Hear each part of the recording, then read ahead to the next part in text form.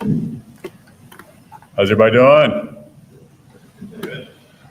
Well, thanks so much for coming and for the post-session press conference. This was an amazing session. I thought it was one of my best sessions we've ever had in my 7 years. Really successful. We eliminated the state income tax. Now, it might take us 5 years, 10 years, 15 years, but we kind of mimicked what Tennessee did. And so for Oklahomans to know, we put Oklahoma on a path to zero. Tennessee did this back in 2016. They thought it would take them 15 years and very similar. So when income goes up, it gradually takes 1/4 of a point and it says, hey, we need to give that back to the people and lower income taxes. And then you modestly grow government. And Tennessee got it totally eliminated in 5 years because the businesses started flocking there because they knew it was a business-friendly environment. So I don't know how long it'll take, but we immediately cut it 1/4 of a point this year, and we put them on that path to zero. Behind the meter, we talked about that in my State of the State. I think it's a huge game changer for us. Business, I'm going to go tomorrow. I'll be down in Chickasha and meeting with some of the folks. We'll do a ceremonial bill signing and some people that are building behind the meter to bring more jobs into the state of Oklahoma because of that bill signing. So really excited about that. Business courts. We've talked about this all session long. I talked about it at the State of the State. I said, guys, we've got to get business courts done. We were able to get that across the finish line. The reason that's important, 68% of Fortune 500 companies are incorporated in the state of Delaware, and Delaware has business courts. That's really what we copied, and Texas just set up business courts. 80% of new public companies, IPOs are all Delaware incorporations. So we're going to have a big marketing campaign to let the business community, to let the CLEs, the continuing education, let the law groups understand what's happening now. So when you're setting up a new fund, when you're setting up a new company, we want them incorporated in the state of Oklahoma. So we're working on that. We'll have a ceremonial bill signing as well because there's Oklahoma companies that are going to delist, or not delist, but they're going to incorporate from Delaware back to the state of Oklahoma. Currently today, we'll have companies that'll do that. So we're excited about that as well. Fines, fees, and court costs. In my State of the State, I highlighted a story of John Stanfill. He's in Oklahoma who served time.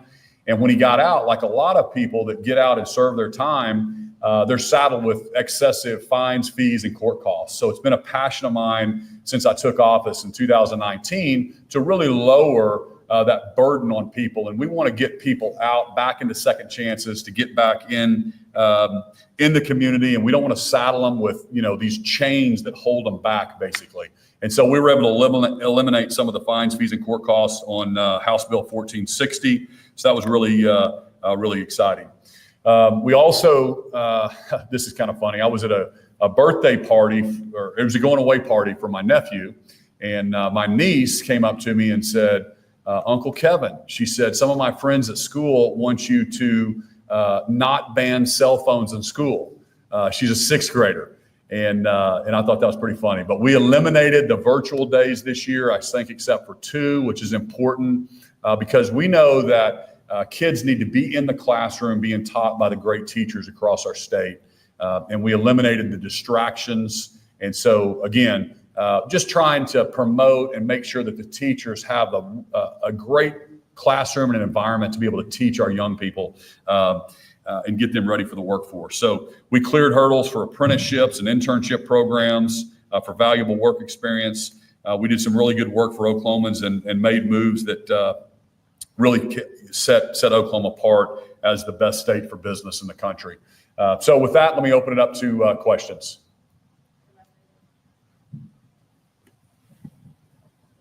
Hi, Governor. Came down from Tulsa. If I could ask you two, because I don't know when I'll see you again. I'm glad you brought up the path to zero. I would have asked you about this sooner. Fox News sent a reporter to Mississippi to talk to Tate Reeves.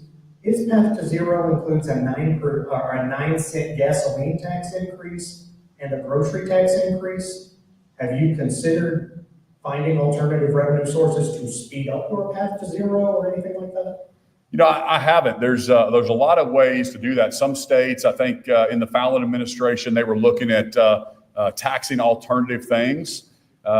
We've chosen not to do that. we've just chosen, as we have excess revenue, which we've had over the years, instead of just growing expenses, let's just say to ourselves, hey, we've collected too much money because we have a lot of other forms of taxes, and let's give a little bit of that back. So we're not trying to ever cut core services. We're just trying to slow the growth of government, and we're trying to modestly grow government. And I think a CPI index plus population growth is a good growth,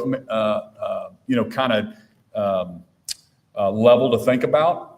Colorado, that was one of the options that we were thinking about before the session started. Colorado has something in their constitution that limits the growth side and to those two things that I just said, which I really like. Second question, with the end of session being so emotional and tumultuous, I'm wondering if you think you have any political capital left to do big things next year? Well, we'll have to wait and see next year. Well, I'm glad that all the turmoil happened on May 30th or May 29th and not on April 30th. So it feels like there's emotions ran high at the end, and sometimes that's politics. But we had everything already accomplished, and really at that point we were just trying to let Oklahomans know that man, there's 617 new bills. How can we come up with 617 new regulations or things that are going to be piled on Oklahomans' back? And so I vetoed probably, I think it was 68 bills, so about 10%. And the legislature chose to override 47 of those.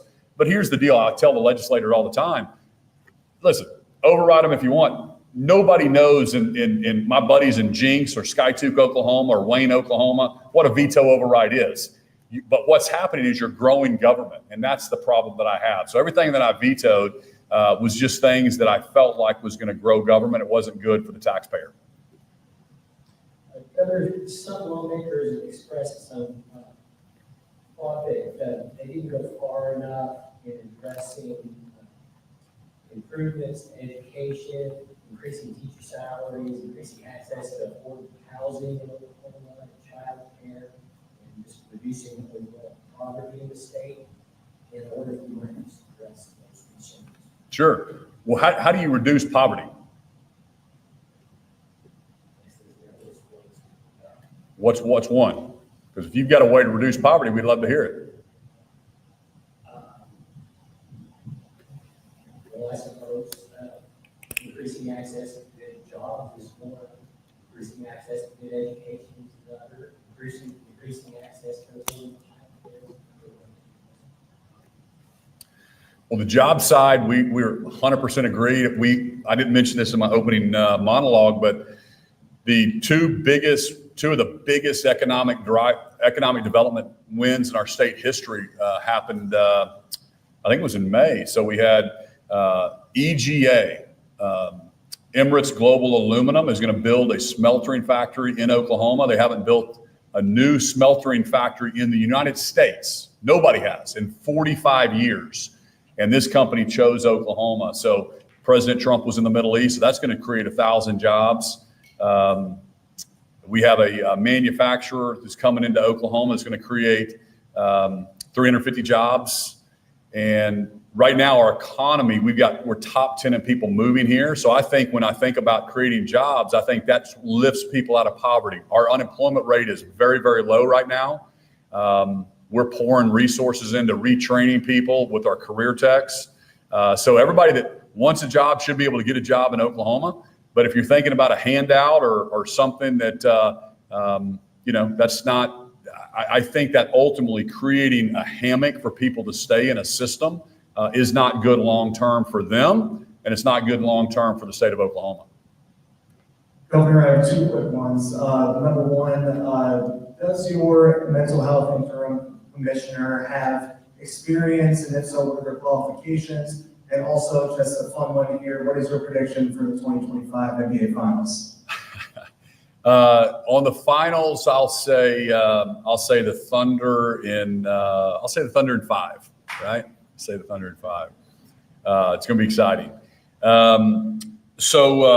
Admiral Slavonic is an amazing Oklahoman. We're so lucky to have him. So I've known the Admiral for a long time. He was actually the chief of staff for Senator Lankford He was appointed in the first Trump administration as the Assistant Secretary to the Navy.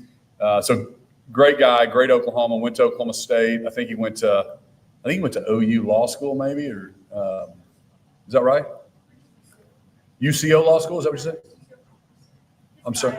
Okay, his bio's on the website. Sorry, I better not quote what he's doing. But I know he went to Oklahoma State because Chief Justice Steve Taylor texted me, and they were buddies back in college, which I thought was very interesting. He says he's a great guy, and I agree. So then he worked in ODVA as the director of the Veterans Department here in the state.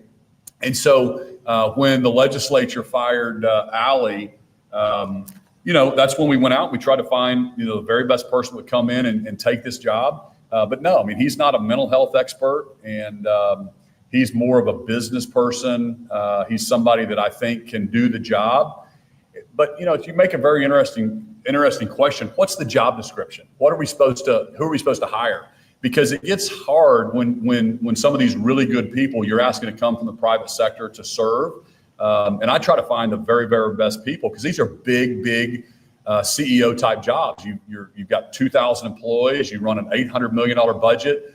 My direction is hold these vendors accountable to make sure the dollars are being used correctly, efficiently, to make sure that we're actually, being good stewards of the Oklahoma tax dollars.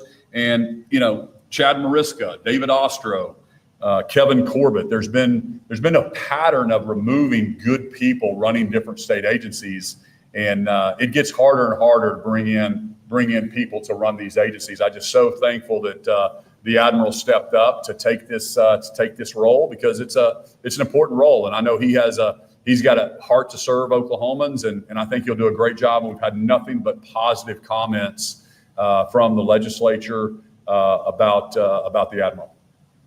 Hey, Governor, this kind of has to do with the recent firing. Last year, you led a campaign to disagree better. I don't know if you recall that. That use words wisely when it comes to lawmakers. Last Thursday, your statement seemed to point out the senator's wife, called her out, basically, and then lawmakers weren't happy about that. You regret using that statement. You think that's disagreeing better? And then one more question, just ahead of the bills on your desk. Is that going to affect how you sign bills? Yeah. The second question, not at all. We'll do as a team like we always do. We'll look at all these different bills and analyze them based on the merits. Is it good for the taxpayer? And then we'll make a decision on those bills. Do I regret? And I didn't use his wife's name. I just said, hey, his wife. And yes, I do regret that. I called and apologized to him and his wife, and I let the emotions get the better of me, and I should not have done that. So I called and apologized. And I guess the thing that it was my fault. I shouldn't have done it, and I've already called and apologized. I'm just trying to point out any kind of conflict. We have to make sure that, if you're in the pharmaceutical business, you shouldn't be running pharmaceutical bills. If you're in this industry, you shouldn't be running this bill. If you're in this industry, you can't run for the House or the Senate, and then it's going to benefit you. The National Guard bill is probably the thing that's the most disappointing, that got overridden, because what Oklahomans don't understand is that bill just created a new pension system. And I can explain that to you guys, but that one you guys got to report on, because that really is going to cost the taxpayers a lot of money. And I don't think people knew what they were actually voting on. And so it's just disappointing, but I should not have done that. I've taken responsibility, and I won't let it happen again. And I called that specific senator and apologized to him. I wanted to ask you, there's a Dallas news outlet reporting right now about the Heartland flyer. I'm sure you've heard about those conversations. They're saying that Texas is not approving their end of the road there when it comes to funding. Have you had conversations with Tim Gas and lawmakers about, potentially what to do next? It's obviously something that comes up every year, especially around the Red River. Yeah, I did. So Secretary Gatz called me and kind of gave me the update on that. Disappointing, because we were obviously supportive of that, but we can't carry that whole boat ourselves. And so I don't know exactly what will happen or when the funding runs out, but when TxDOT, they requested that funding, and the Texas legislature decided not to fund it. And so we'll see what we have to do on this side, but we're not going to pick up Texas boat. We're not going to pick up their end of that. And so we're not sure exactly what's going to happen with that connection down to Dallas-Fort Worth area. Good afternoon, sir. This session between the St. Isidore ruling and the Bible mandate issued by the state superintendent, the new social studies standards, there's been a lot of talk about the role of religion in public schools. And I'm kind of wondering, where do you stand on that? How much should the Bible be taught in public schools? Well, the St. Isidore is not a public school. That is a charter school, and you choose to go there. So the St. Isidore, that case is far from settled, that religious freedom case. It was a 4-4 tie by the United States Supreme Court. Amy Coney Barrett recusing herself. So there will be another case that pops up there because that thing is far from settled. And I truly believe that if there's a public benefit, and we've talked about this in here, if there's a public benefit, you can't discriminate against someone based on their faith or their religion. So that's how I think about it. That's why I believe in school choice. That's why I believe in more options for parents, because I do think that we're being naive to think that a parent doesn't want to put their values in their children. But as far as the public school is concerned, that's why I believe in school choice and putting parents in charge and not dictating at a public school, the faith piece of it. So that's kind of what I think. That's why I believe in the fundamental tax credits, open transfer, more charter schools, more ability for kids to go wherever the parents think they're going to get a better education.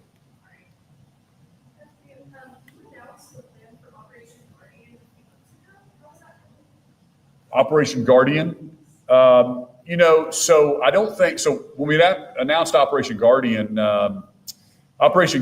was Tim Tipton's in charge of that, and he put together a plan to work with the Trump administration for the criminal element that's here illegally that are actually committing crimes to get them out of our prisons. Nothing's happened at this point. I think we're still waiting on ICE detention to pick up some of the people that are going to be released fairly shortly. And we can take, I think there was 156 last count I saw, that Oklahomans are paying their boat in our state facilities, that we want them out off the taxpayer dime. They're not supposed to be in our state anyway. And then I also had a call with Secretary Kristi Noem this week. She called about 20 governors talking about a request from the National Guard to help with ICE processing when they're picking up the criminal element, people that are breaking the law in the state. So we're looking at that as well. And I'll let you know as soon as we make a decision on that issue as well. Yeah, Governor, great to see you. Looking forward, I think the next week or two, both the University of Oklahoma Board of Regents and the Oklahoma A&M Board of Regents, the Governors of OSU, are going to meet. They typically meet at this time of year. Sometimes you go visit them, and I'm curious. I thought I'd ask you ahead of time your message this year. This is the meeting where they typically consider a tuition increase. And I know in years past you have not wanted to see that increase. So I'm curious where you stand philosophically now with higher education funding and investments being what they are. Do you have a message one way or another to those boards about tuition? Obviously, they haven't brought that up to me, but if you just ask me, my gut feeling is no, we don't need a tuition increase at this point. I don't think we've gotten all the efficiency out of our universities, and so I would encourage the boards to continue to look for efficiencies, look for the professors, the tenured professors that maybe aren't teaching as many classes as they should. And so those are the things that I would continue to push before they did a tuition increase. The last thing that I want to point out is that National Guard bill. The reason I think that was a bad bill, I vetoed it, I'm surprised nobody asked me about it, is basically what that bill did. And it's very important that we understand that, because there's a lot of misinformation. But if you join the National Guard at 18, and you serve for 25 years, and your obligation is you serve 1 week in a month, and you serve 2 weeks in the summer. So let's say you are 25 years in the National Guard and you retire, you're 43 years old. Well, you have earned a retirement from the federal government, from the Army, for your 25 years of service as the National Guard. That kicks in when you're 60 years old. Just like Social Security will kick in for Oklahoma, for Americans at, I think, 62, something like that. What we just did with that bill is you created a new pension plan that the state is going to pay for from 43 to 60, okay? So now the state is going to be funding a new retirement system for anybody that retires after 25 years. Haven't seen that being reported. So if you're a colonel, for example, in the National Guard and you retire, that's about a $2,800 a month retirement. And if you're 43 when that happens, then that's a $600,000 benefit to you that you would not have gotten before that bill was passed. Does that make sense? If you're in the Air National Guard, I've pulled some numbers for people that flew in the Air National Guard in Tulsa, for example, served their state. They did their service and they have a 25-year retirement. Some of those are up to $6,500 a month that they get in retirement that normally would start. And remember, these people are doctors, they're lawyers, there's police officers, they're teachers. They may be somebody in this room. They work regular jobs and they're serving their state and their country in the capacity in the National Guard, which is great. We love that. But that's the problem is you put these things on a bill, you call it a National Guard bill, you call it this bill, a police, a fire, and everybody's afraid to kind of dig in to say, is this good for the taxpayer? And guys, if there's an unlimited budget over here, if the taxpayers have an unlimited wallet to spend, these are all great things. They're great ideas. Let's come up with more. Let's double their retirement. But if there is a limit to how much the taxpayers are willing to pay for all these new pension plans, then that was one that it was just an unforced error that we just gave away and created a whole new pension plan. There's no way to put that genie back in the bottle. Okay. That's why I veto this stuff, is because I'm trying to protect the taxpayers. I'm trying to make sure we don't put Oklahoma in a bad situation. So that'll be a $10 million, $20 million budget request ongoing that'll harm Oklahomans in the future by just costing more and more money. So that's why when I veto these 68 bills, those are generally the bills that I'm vetoing. Thank you guys so much.